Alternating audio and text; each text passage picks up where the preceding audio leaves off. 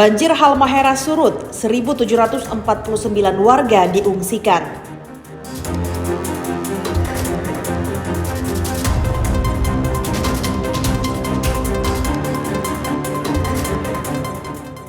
Rumah ibadah dijadikan posko pengungsian.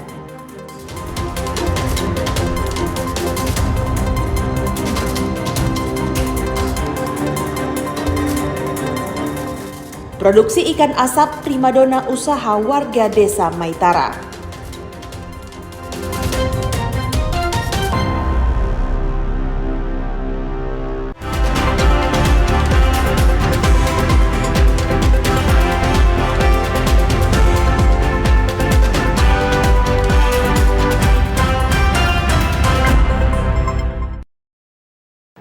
Selamat malam pemirsa, program Maluku Utara hari ini kembali hadir di hadapan Anda, edisi Jumat 26 Juli 2024. Kali ini bersama saya Megumi Nayoan. Selama 30 menit ke depan kami akan hadirkan beragam informasi yang telah dirangkum tim redaksi kami. Dan berikut berita selengkapnya dalam Maluku Utara hari ini.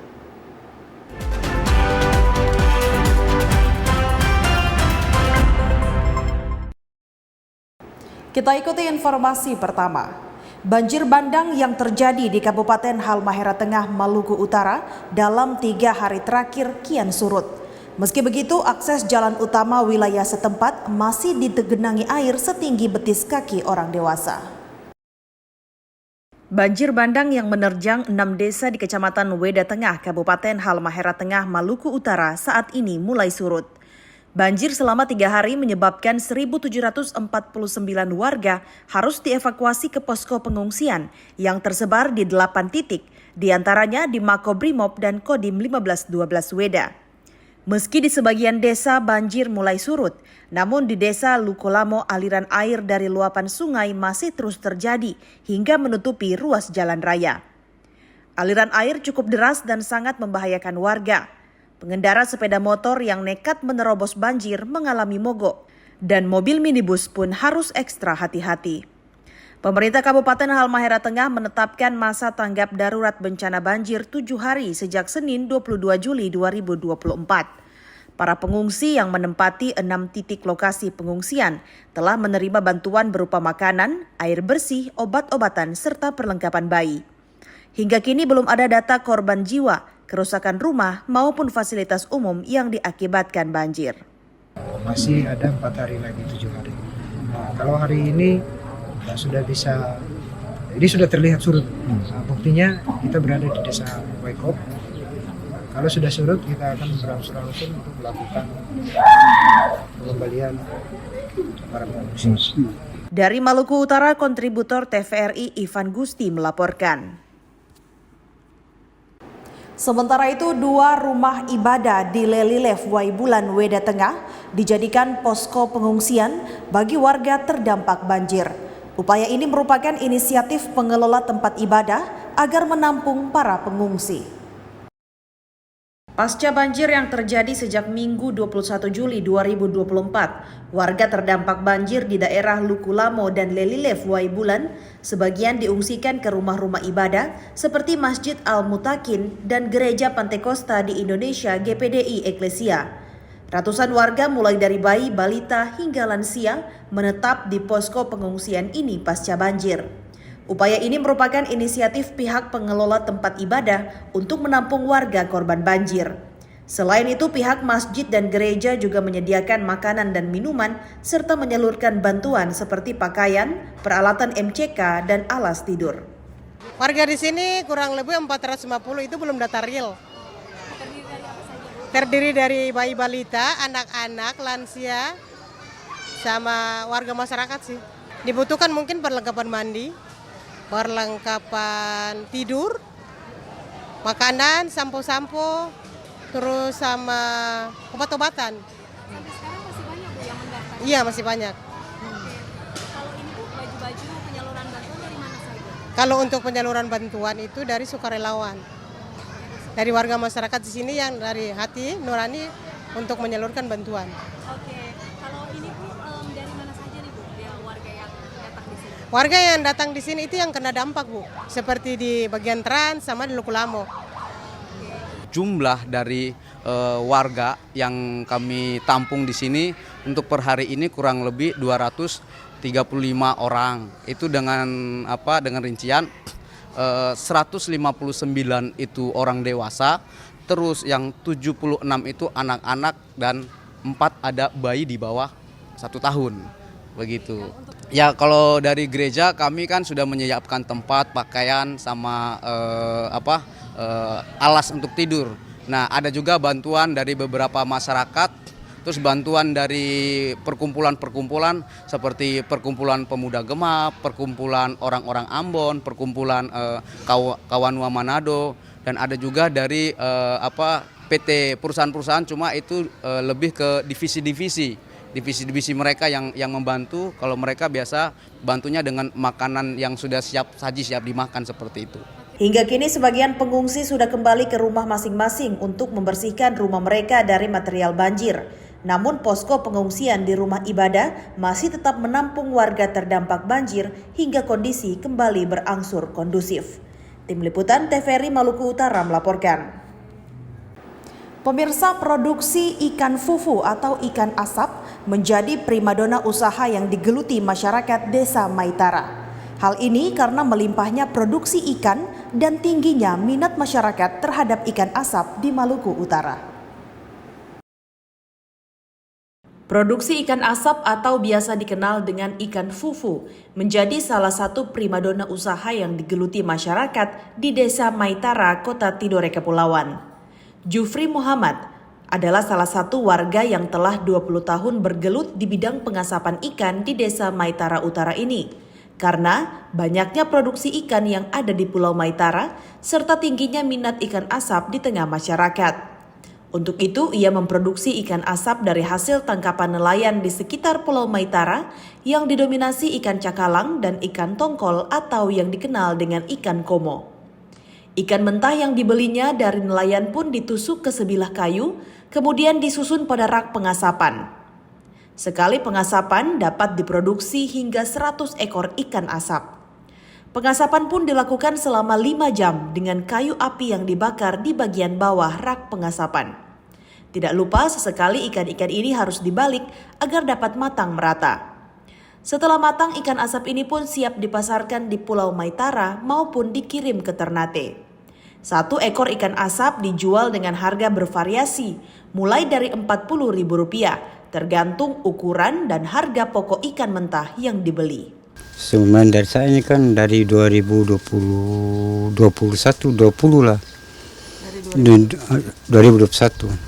Bapak menggeluti ikan asap. Iya, 2021. Kenapa Pak Bapak tertarik di bidang pengasapan ikan? Semuanya dari saya mencari kan dari sisi lagi tuh. Misalnya di sini kan dia bagus tuh, jadi saya nyaman di sini.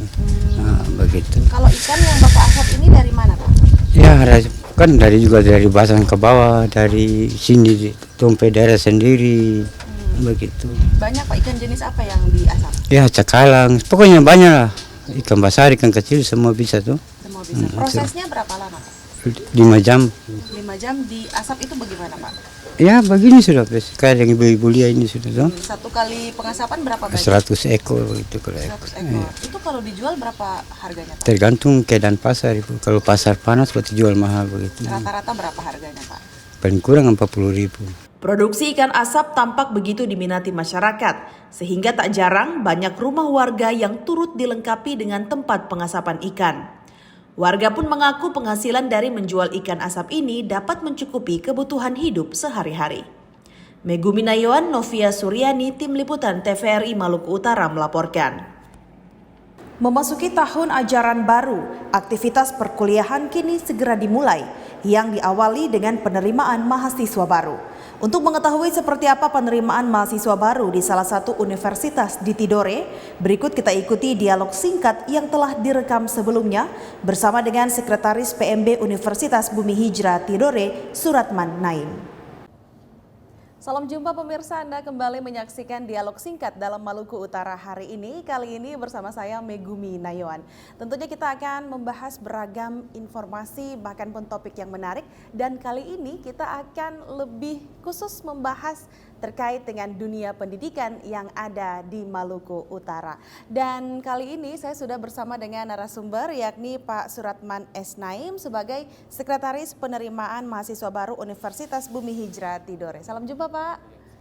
Kabar baik hari ini? Oke, nah karena berbicara tentang dunia pendidikan ini memang sesuatu hal yang sangat krusial begitu Pak ya, apalagi untuk pembentukan sumber daya manusia, pendidikan ini menjadi salah satu kunci utama. Dan tentunya universitas menjadi sebuah lembaga yang mewadahi tidak hanya penambahan wawasan kepada mahasiswa, tapi juga turut memberikan pembekalan intelektual bahkan karakter. Nah lantas seperti apa penerimaan mahasiswa baru yang ada di Universitas Bumi Hijrah Tidore saat ini? Kita akan langsung berbincang dengan Pak Suratman. Baik, Pak Suratman, mungkin sebelum kita bicara banyak tentang penerimaan mahasiswa baru, bisa digambarkan dulu seperti apa Universitas Bumi Hijrah Tidore ini dalam peranannya sebagai lembaga pendidikan yang ada di Maluku Utara. Mungkin Universitas Bumi Hijrah Tidore ini adalah salah satu perguruan tinggi swasta yang ada di Maluku Utara. Dari 44 perguruan tinggi swasta, Universitas Bumi Hijrah ini salah satu perguruan tinggi yang memang berada di wilayah strategis, yaitu di ibu kota Sofifi. Kebetulan Universitas Bumi Hijrah ini sudah didirikan oleh lembaga atau yayasan Harisul Khairat Bumi Hijrah Tidore pada tahun 2012. Akta notarisnya mungkin di tahun 2010. Nah, SK pengesahan dari Universitas Bumi Hijrah sebagai perguruan tinggi itu pada tahun 2010 melalui Kemenkumham. Itu Universitas Bumi Hijrah Tidore memiliki ketetapan SK Kemenkumham itu pada tahun 2010 dan diselenggarakan mulai dari penyelenggaraan pendidikan tinggi itu pada tahun 2012. Jadi sudah lebih dari 1 dekade ya untuk sama-sama membentuk generasi-generasi muda yang ada di Maluku Utara, khususnya di Sofifi, begitu Pak ya. Baik, nah lantas apa jurusan-jurusan yang disiapkan di Universitas Bumi Hijrah ini Pak? Iya, Universitas Bumi Hijrah Tidore ini memiliki 6 fakultas dari 11 program studi yang ada. Jadi ada Fakultas Ilmu Pemerintahan, Fakultas Ilmu Komunikasi, Fakultas Ekonomi, Fakultas Ilmu Kesehatan, dan Fakultas Ilmu Pendidikan. Nah, dari 6 fakultas ini dia mewadahi 11 program studi yang ada.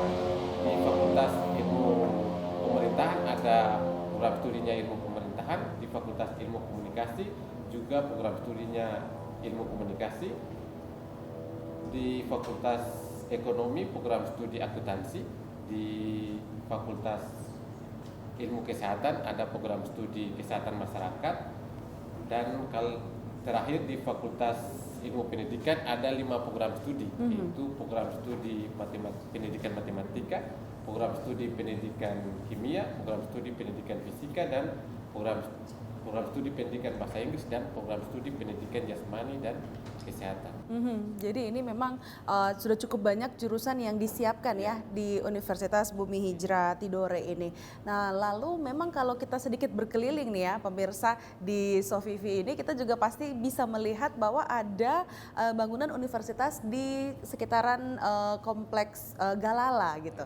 Dan kalau saat ini mungkin kita berada di daerah Kusu. Nah perkembangan dari perpindahan ya dari Galala ke Kusu ini sejak kapan Pak?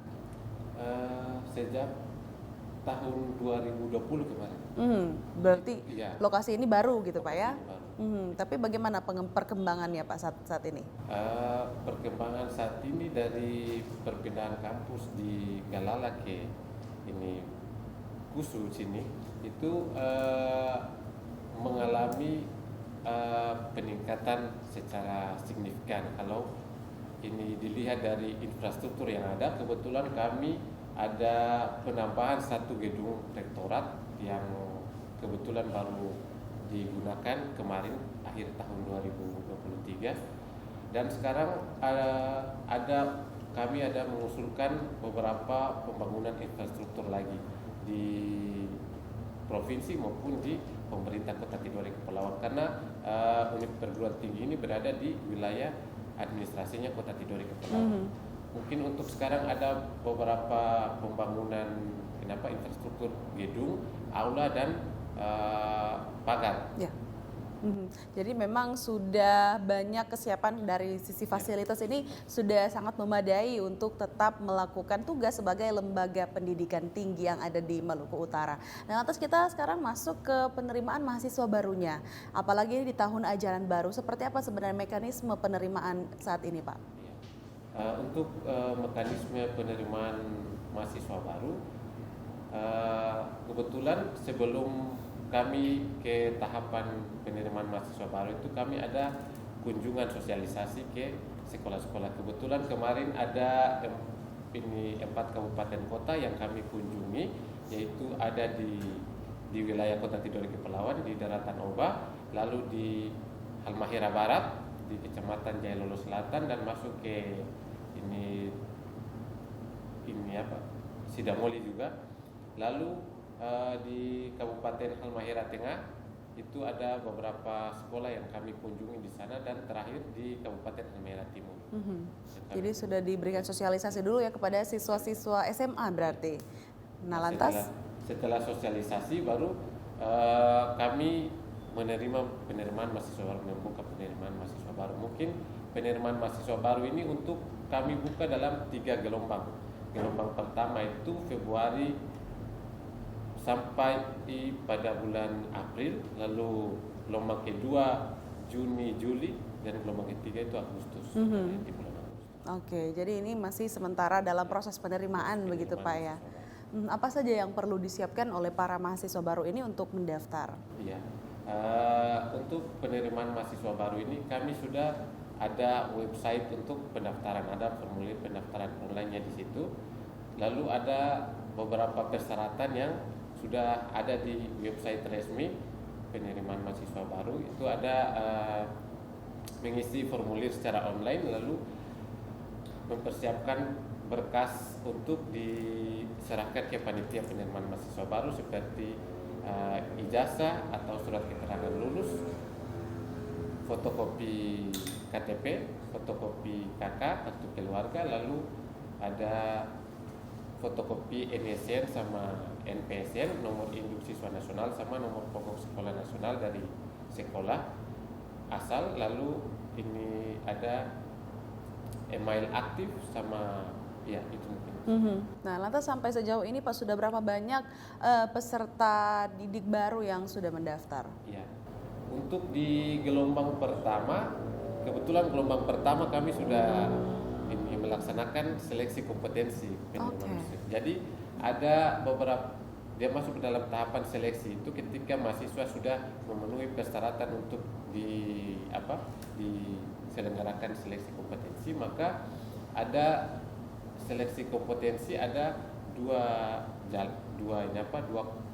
komponen situ, yaitu seleksi tertulis dan seleksi tertulis dan seleksi wawancara. Nah, ada untuk gelombang pertama sudah kami laksanakan seleksi kompetensi untuk tes tertulis, dan sudah kami umumkan ini seleksi kompetensi untuk gelombang pertama sebanyak 30 mahasiswa baru dari berbagai program studi sudah lulus seleksi kompetensi tes tertulis untuk gelombang pertama. Nah, sekarang kami dalam tahapan untuk seleksi kompetensi tes tertulis gelombang kedua. Setelah seleksi kompetensi tes tertulis ini, maka kami lanjut ke seleksi kompetensi untuk tes wawancara. Ini sebagai syarat untuk penerimaan mahasiswa baru di Dasma. Berarti setelah pendaftaran langsung dilanjutkan dengan ujian masuk begitu Pak ya, supaya sudah langsung diperoleh berapa banyak jumlah yang masuk. Nah, kalau sampai saat ini apakah ada kendala mungkin Pak dalam penerimaan mahasiswa baru? Iya, untuk kalau kendala sendiri kami temukan pada saat tahapan sosialisasi ada kendala, karena ada beberapa sekolah yang memang tidak bisa kami kunjungi karena ketersediaan waktu juga dari pihak sekolah, sehingga kami hanya menyampaikan penerimaan mahasiswa baru ini secara secara daring saja Ya. melalui ini via WhatsApp saja. Baik, nah lantas Pak, apa yang menjadi harapan dari panitia penerimaan mahasiswa baru sendiri maupun pihak universitas untuk masyarakat maupun khususnya bagi generasi muda yang mungkin saat ini sementara mempersiapkan diri untuk masuk dalam perguruan tinggi? Iya, mungkin harapan kami dari ini panitia penerimaan mahasiswa baru khususnya dan institusi, Ya. kami punya harapan besar bahwa perguruan tinggi ini, Universitas Bumi Hijrah Tidore ini yang berada di wilayah strategis di ibu kota provinsi, dia menopang beberapa kabupaten kota lainnya yang ada di wilayah daratan Halmahera ini. Kami pikir ini adalah akses yang mudah bagi para putra putri di wilayah Maluku Utara khusus ini dan beberapa kabupaten kota khususnya itu, agar kesempatan dan akses pendidikan tinggi yang kami buka dan seluas-luasnya ini kepada masyarakat itu dapat dimanfaatkan dengan baik. Kami pikir dengan segala kemudahan dan akses pendidikan tinggi yang sudah dicanangkan oleh pemerintah, khususnya melalui pembentukan perguruan tinggi swasta di daerah yang memang lebih dekat dengan masyarakat yang kurang mampu dan lain sebagainya. Kami pikir dengan adanya peluang beasiswa untuk di perguruan tinggi kami, itu ada KIP kuliah, lalu ada UKT dan beasiswa dana desa untuk di wilayah administrasi Kota Tidore Kepulauan. Kami pikir dengan adanya peluang beasiswa ini, masyarakat sebenarnya tidak punya alasan untuk tidak melanjutkan ke perguruan tinggi, ya, karena pendidikan tinggi ini menjadi hal yang penting dan urgent sekali untuk peningkatan perekonomian dari suatu daerah. Jadi kalau kita baca statistik pendidikan Indonesia itu, statistik pendidikan Indonesia menyatakan bahwa ada angka partisipasi kasar dari perguruan tinggi negeri yang ada di Indonesia itu belum mencapai 15%. Nah, sedangkan kita membutuhkan 15% dari total penduduk Indonesia yang memang sudah lulus dari perguruan tinggi dan sudah siap untuk menopang perekonomian Indonesia ini melalui dengan kerja nyata yang ada di lapangan sebenarnya. Baik, jadi memang ini pendidikan tentunya tidak hanya untuk peningkatan sumber daya manusia, tapi juga bisa memberikan sumbangsi terhadap perkembangan perekonomian maupun perkembangan daerah dan negara secara keseluruhan. Baik, terima kasih banyak Pak Suratman Naim selaku Sekretaris Penerimaan Mahasiswa Baru Universitas Bumi Hijrah Tidore yang sudah boleh berbagi dengan kita di Maluku Utara hari ini. Semoga tentunya banyak masyarakat khususnya generasi muda yang nantinya akan semakin semangat untuk melanjutkan pendidikan tinggi dan nantinya akan memberikan kontribusi nyata bagi pembangunan daerah maupun pembangunan negara. Sekali lagi terima kasih banyak Pak, sukses untuk penerimaan mahasiswa barunya dan tetap semangat terus untuk membangun sumber daya manusia yang unggul. Dan pemirsa, inilah akhir dari dialog singkat kami bersama dengan Pak Suratman Naim selaku Sekretaris Penerimaan Mahasiswa Baru Universitas Bumi Hijrah Tidore. Dan akhirnya saya Megumi Nayawan bersama kerabat kerja yang bertugas pamit dari hadapan Anda, dan jangan lupa untuk saksikan dialog-dialog singkat selanjutnya dengan berbagai topik menarik lainnya. Pemirsa, kini kami ajak Anda mengikuti informasi dalam segmen Klik Sulampa. Berita yang kami himpun dari Sulawesi, Maluku, dan Papua berikut ini.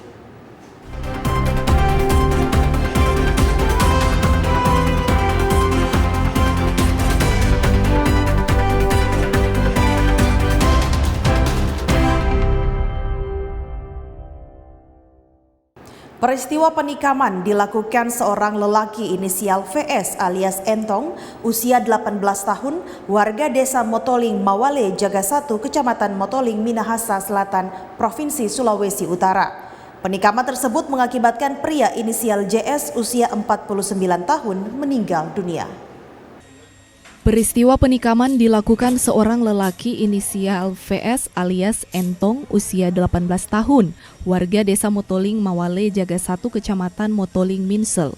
Penikaman tersebut mengakibatkan pria inisial JS usia 49 tahun meninggal dunia saat dibawa ke rumah sakit. Kapolres Minsel AKBP Arianto Salkeri SHMH melalui Kasat Reskrim menerangkan peristiwa berawal dari teguran korban terhadap pelaku, namun pelaku tidak terima. Tindakan pelaku menghabisi nyawa korban dengan mengambil pisau lipat yang ada di balik saku baju pelaku, kemudian menikamkan satu tusukan bagian pinggang kiri korban. Pelaku pembunuhan kini telah ditangkap anggota kepolisian Polres Minsel untuk proses hukum selanjutnya. Terjadi penikaman sehingga mengakibatkan korban meninggal.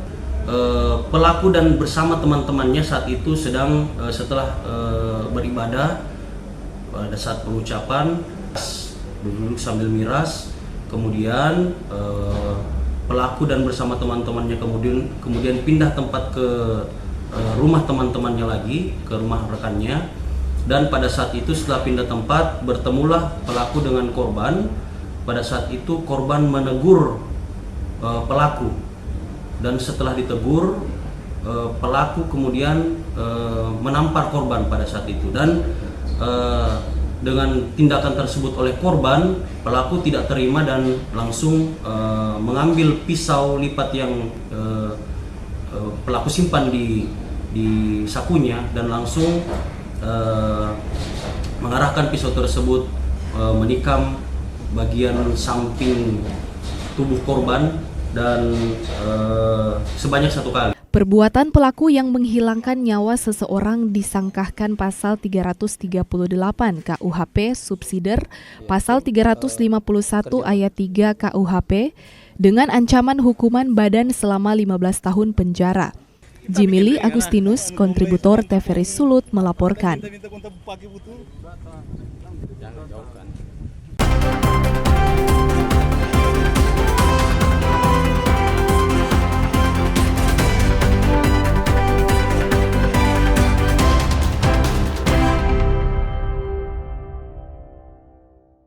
Pemirsa, kini kami ajak Anda melihat informasi perakiraan cuaca Maluku Utara untuk edisi besok 27 Juli 2024 berdasarkan data Badan Meteorologi, Klimatologi, dan Geofisika Maluku Utara.